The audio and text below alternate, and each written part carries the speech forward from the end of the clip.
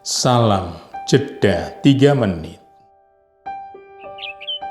Saudara-saudariku, hari ini Minggu Advent kedua tahun C/Ganjil. Dalam Injil Lukas 3 ayat 1 sampai dengan 6 dikisahkan tokoh besar Adventus, yakni Yohanes Pembaptis bin Zakaria. Yohanes Pembaptis tampil di depan publik dalam rentang waktu yang secara akurat disebut oleh sejarawan Yosefus sekitar tahun 27 atau 28 Masehi. Siapakah Yohanes Pembaptis? Penulis Injil Lukas mengenalkan identitas Yohanes Pembaptis sebagai pertama yang menerima firman ayat 2. Artinya, dia memenuhi kualifikasi yurisdiksi sebagai pewarta yang wajib menyampaikan firman Allah. Dia layak didengar.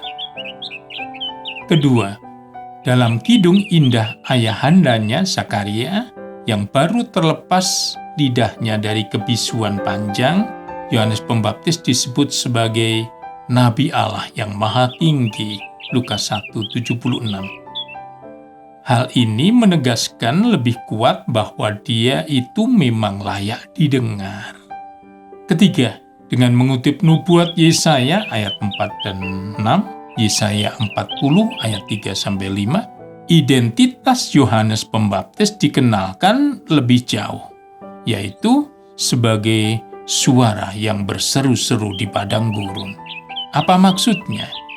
Dengan identitas sebagai suara, seluruh hidup Yohanes Pembaptis merupakan ungkapan wujud pertobatan ayahandanya Zakaria yang dihukum menjadi bisu tanpa suara.